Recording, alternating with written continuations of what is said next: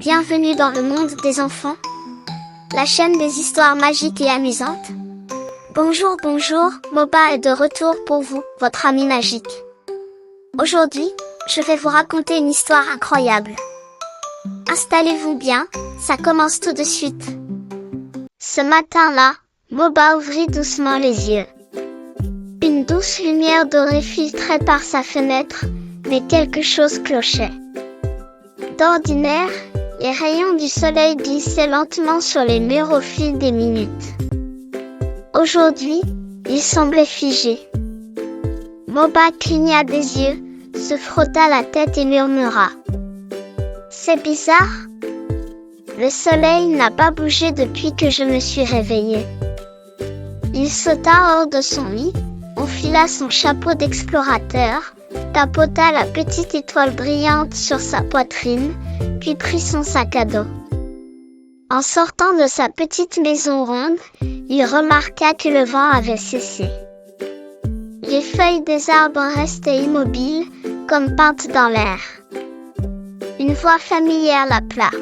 « Miaou, Moba !» C'était Brisou, le nuage-chat, flottant à quelques centimètres du sol.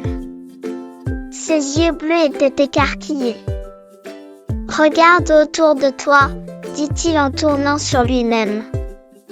Les fleurs ne bougent plus, les ruisseaux se sont arrêtés, et même le vent a disparu. Moba hocha la tête, inquiet. On dirait que le temps s'est arrêté. Ils marchèrent jusqu'à la place du village, et là, au centre, se dressait l'horloge des saisons, une immense horloge dorée, décorée de fleurs et de symboles représentant le printemps, l'été, l'automne et l'hiver. Ces aiguilles étaient figées entre le printemps et l'été. Un vieil horloger, au manteau couvert de poussière d'or, les observa approcher. « Hélas !» dit-il d'une voix grave, la clé du temps oubliée a disparu il y a des siècles. Sans elle, l'horloge ne peut plus avancer et le monde restera figé. Moba fronça les sourcils. Où peut-on la trouver? On dit qu'elle repose dans la caverne des échos, au bout de la forêt à l'envers, derrière le pont des lunes. Mais personne n'a réussi à traverser ces épreuves.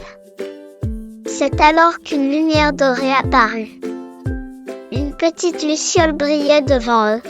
« Je m'appelle Lumi, » dit-elle en faisant une petite révérence dans les airs. « Je connais le chemin, si vous avez le courage de m'accompagner. » Moba échangea un regard avec Brisou. « Évidemment qu'on y va. Si on ne le fait pas, tu le feras ?» Lumi sourit. « Très bien, mais préparez-vous. Ce voyage sera différent de tout ce que vous avez connu. » Après plusieurs heures de marche, ils atteignirent la lisière de la forêt à l'envers. Le spectacle était renversant. Littéralement. Les arbres poussaient vers le bas, suspendus au ciel, leurs racines flottant dans les nuages. Les rivières, elles, coulaient vers le haut, disparaissant dans des cascades inversées qui se perdaient dans l'azur. « Oh, wow !» souffla Moba, les yeux écarquillés. « Bienvenue dans un endroit où rien ne suit les règles habituelles, » expliqua Lumi.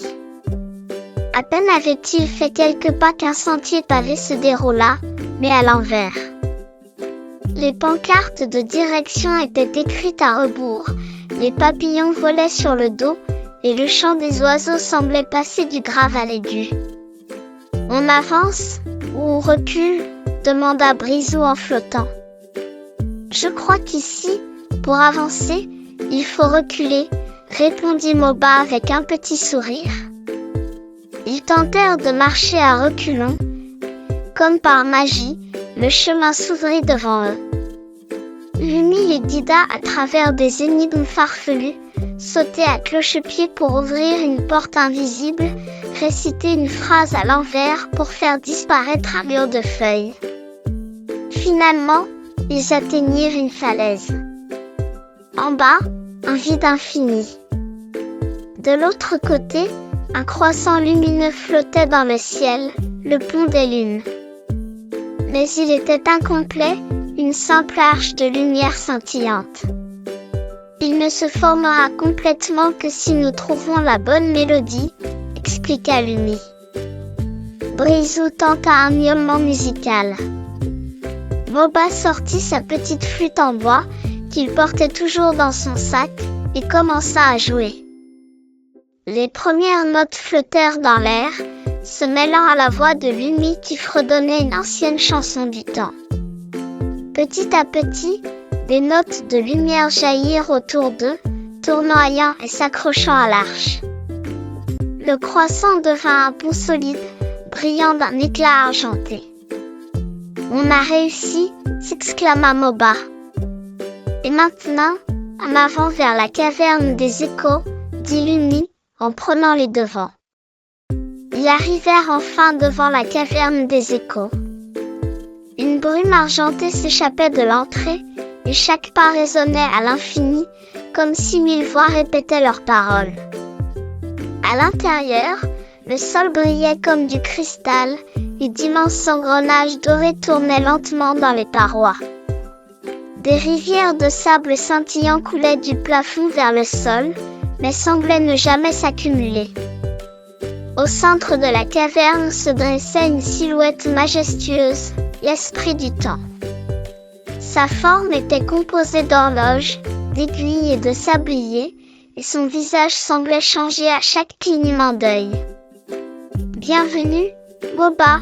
dit-il d'une voix profonde qui vibrait dans toute la caverne. « Nous sommes venus chercher la clé du temps, » répondit Moba, d'un ton déterminé. L'esprit les observa longuement. « Pour l'obtenir, tu devras répondre à une question. Si tu échoues, la clé restera ici à jamais. » Un silence profond s'installa, comme si même le vent retenait son souffle. Puis, l'esprit éclata d'un rire doux et grave, un son qui résonna comme un écho venu d'un autre temps.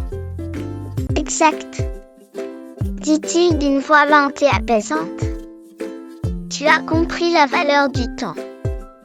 Souviens-toi, chaque seconde compte, car une seule peut changer le destin d'un monde. » Ses yeux, lumineux comme deux lunes miniatures, se posèrent sur Moba avec une tendresse mêlée de gravité. Lentement, il leva sa main et fit apparaître une clé dorée, si brillante qu'elle semblait forgée à partir de rayons de soleil et de poussière d'étoiles. Elle était ornée de symboles représentant les 4 saisons, une fleur délicate pour le printemps, un soleil rayonnant pour l'été, une feuille d'or pour l'automne et un flocon cristallin pour l'hiver. Moba la saisit avec une infinie précaution. À l'instant où ses doigts effleurèrent le métal chaud, un frisson lui parcourut tout le corps.